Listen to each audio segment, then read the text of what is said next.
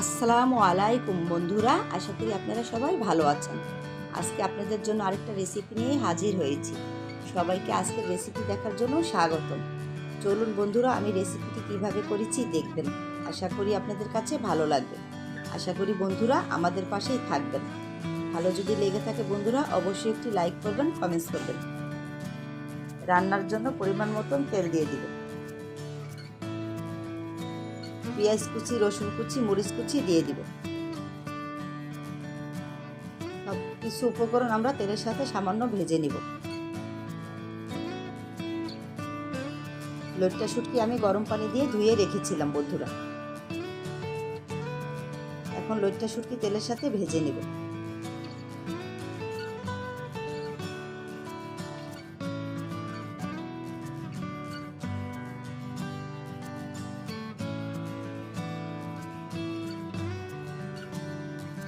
পাঁচ মিনিটের মতো শুটকিটা আমরা তেলের সাথে ভেজে নিব। এতে শুটকির থেকে ভালো একটা ফ্লেভার বের হবে। আমি 1 ঘন্টার মতন গরম পানিতে ভিজিয়ে রেখেছিলাম শুটকি। এতে বালু ময়লা পরিষ্কার হয়ে যাবে ভালো করে। কেটে রাখা কচুলতি দিয়ে দেব।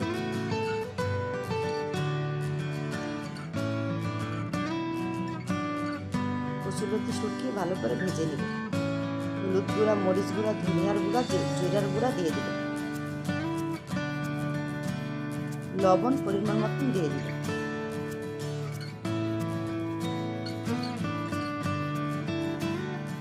সব উপকরণ আমরা মশলা ভালো করে কচুলতির সাথে শুটকির সাথে মিশিয়ে দেব।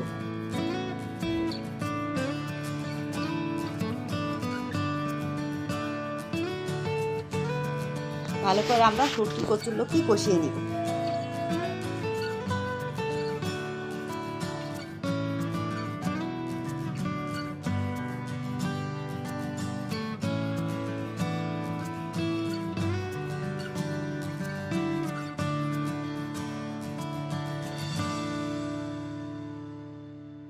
এই পর্যায়ে ঢেকে দিব।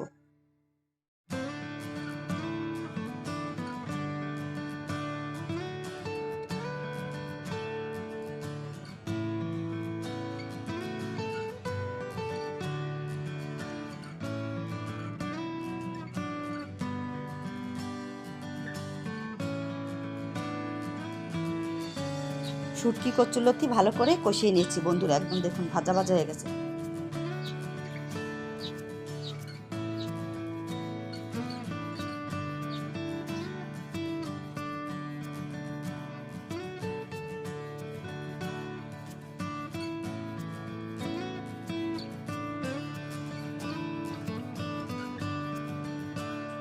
কচুলতি সিদ্ধর জন্য পরিমাণ মতন গরম পানি দিয়ে দিব বন্ধুরা।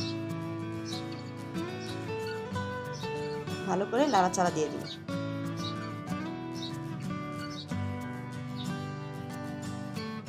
দেখুন পানি অনেক শুকিয়ে গেছে বন্ধুরা। আজকের কচুলতিটা একটু আমরা গামাখা গামাখা রাখবো। কচুলতি দিয়ে শুটকি রান্না কমপ্লিট বন্ধুরা। আপনাদের কাছে রেসিপিটি যদি ভালো লেগে থাকে অবশ্যই লাইক করবেন, কমেন্টস করবেন। আমি নামিয়ে পরিবেশন করে দেখাবো। রেসিপিটি ভালো লাগলে চ্যানেলটি সবাই সাবস্ক্রাইব করে দিবেন।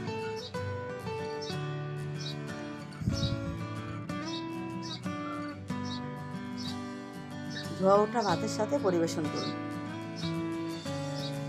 আশা করি আপনারা সবাই ভালো থাকবেন। আজকের মতন আমি বিদায় নিচ্ছি। আল্লাহ হাফেজ। Thank you for watching.